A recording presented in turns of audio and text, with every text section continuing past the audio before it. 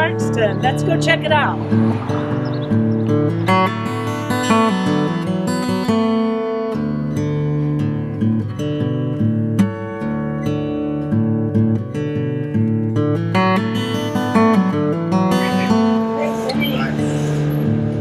Bye now.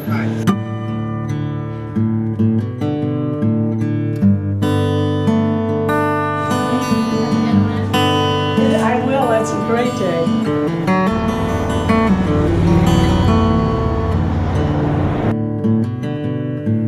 There you go. You're welcome.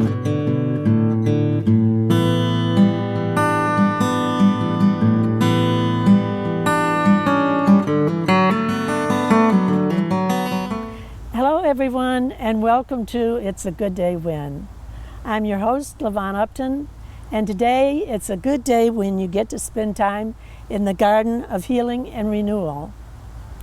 Today, our guest is Jeff Smith, and Jeff heads the Landscape Architectural Department at PEA in Troy and Howell, Michigan.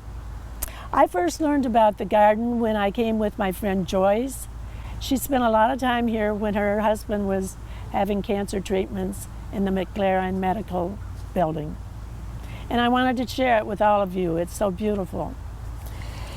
The description I have of the garden here, and I quote, "The Garden of Healing and Renewal is an oasis of beautiful paths, sitting areas, fountains, and sculptures. It has a labyrinth, which is an ancient meditation resource and symbol of spiritual healing." We will be seeing a lot of pictures of the garden, which our guest, Jeff, took himself. Jeff, can you tell us your role in this whole project? Sure. Well, first, thank you for having me out in the garden today. It's a lovely day to be here. It is. My role in this project was I was the head landscape architect on the job, so I led the design from the very beginning, working with McLaren Healthcare Corporation, who paid for the garden. And that started in late 2005 through 2006, and we designed it for 2 years, and then it was in construction for 2 years, and we oversaw that process as well. So it took you a year to design it. I know you put a lot of research Yes. into it because there's a lot of thought into the entire plan. It was definitely a fun process. We started working at PEA on this process, doing just conceptual designs, working with McLaren to figure out what their vision for the property was. And then once we got that part done, looking at the research available for it. For a healing garden, first I should explain what a healing garden is, which is what this is. A healing garden, to be considered a healing garden, it has to be based on evidence that the therapeutic resources work. So just a regular garden is not a healing garden. Even though it may be beautiful and a nice place to visit, this garden is based on, it provides certain therapeutic resources, and there has to be scientific evidence or studies or case studies done over a period of time to prove that they work. So that was a big part of the process, and that's partially why we were fortunate to have that much time designing. Many times in projects we don't have a lot of time to design, but in this case we had a good amount of time. I'd say a full 2 years went into from the first concept through the final drawings to design all the elements in this garden. Well, I'm told by my doctor, by friends, and by therapists that 50% of the population is on anti-anxiety medication. So is this type of garden becoming a trend? I would like it to be a trend. I'm not sure. The healthcare industry has become more aware of them over the last 20 years, and they are becoming more common, and they're becoming more effective.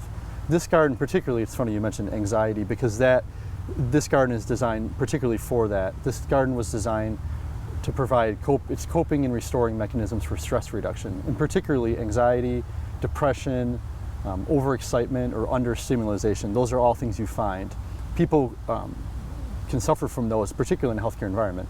People who work here, patients, families of patients, and really, as you say, the community at large.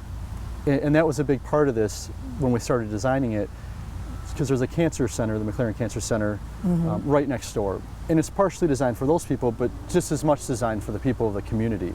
And McLaren wanted to keep this an open amenity for Clarkston and Independence Township and anyone who wants to come here, because everyone suffers from stress at a certain level. So all the resources in this garden are designed specifically for stress reduction. In what I read, it's called a landmark. Yes, this project is very unique in a sense. It's considered a landmark garden, particularly because of its size. Okay. This is a 4-acre garden, and it actually started out much smaller, and it's truly a gift to the community. Most healthcare and healing therapeutic gardens are quite small.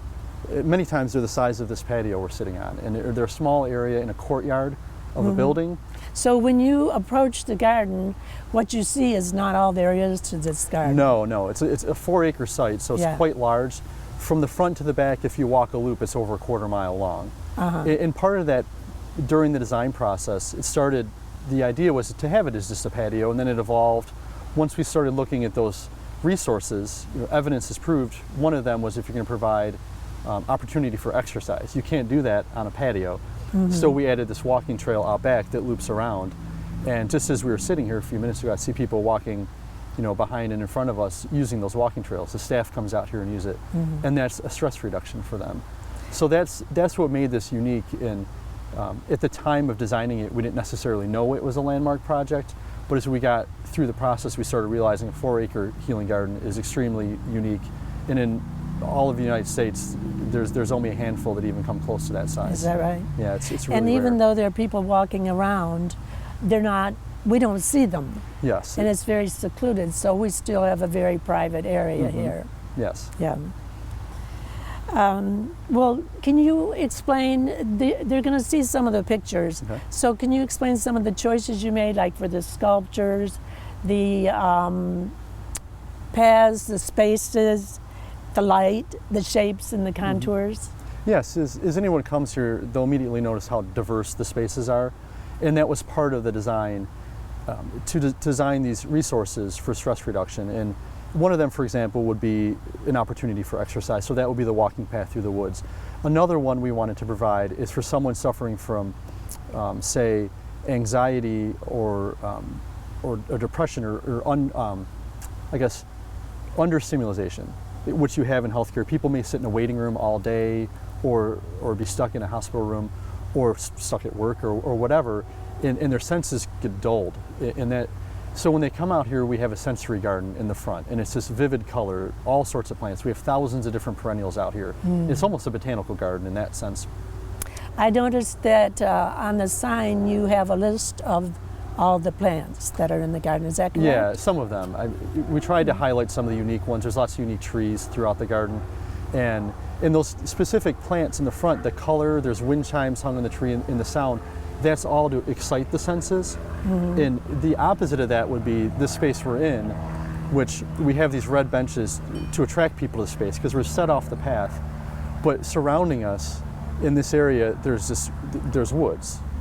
Where you're looking out at woods and ferns. It's a very simple, it's just a green palette of color. We avoided bringing those bright colors into the space so that it's more calming. So when you're sitting looking out in the woods, it has a very calming effect.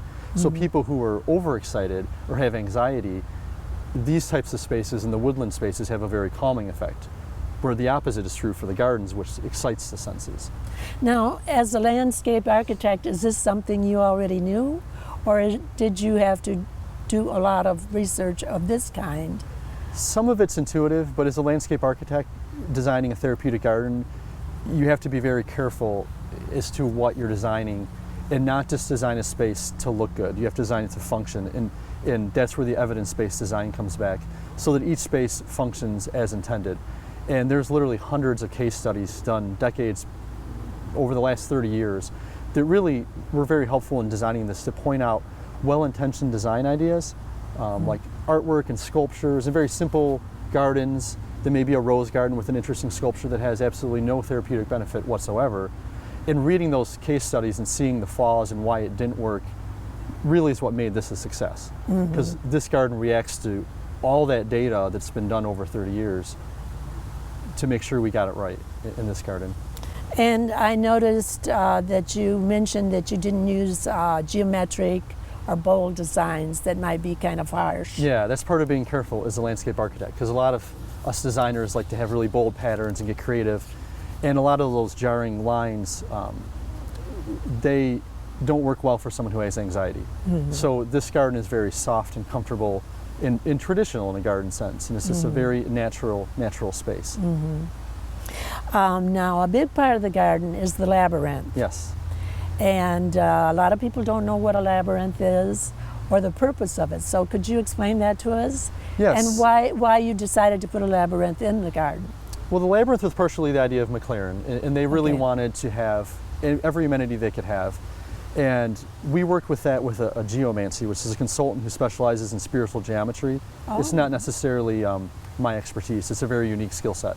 Yeah. And it was Paula Peace from Tennessee, and we worked with her on it. And what a labyrinth is, many people think it's a maze, because it looks confusing at first. That's what I called it by mistake Yes. before I knew where I was coming. And it's Yeah. an easily understandable mistake because Yeah. it almost looks like a maze, but it's not actually a maze. And it's a pattern in the ground. It's set in brick pavers in this case, so it's wheelchair accessible and people can get in there and walk around comfortably. We didn't want to Okay. do it with plants. But it's a continual path towards the center of a circle. And it's a very intricate pattern. It's a series of circuits and loops that really forces you to walk. It takes a good bit of time to walk to the center. And in doing so, you really have to concentrate. And by concentrating and focusing so much on your movement, it kind of drowns out all those other thoughts in your head. So it's a very good tool for meditation, and people use it. It's considered meditative exercise. And that's why they're found in medieval churches and cathedrals all over Europe, because people would use them to go out and meditate and pray. And in this case, people can come here and use it for that purpose, or they can use it just to meditate, or they can just, you see little kids just run around it because it's kind of a fun pattern. That's called focused walking? Yes. Okay.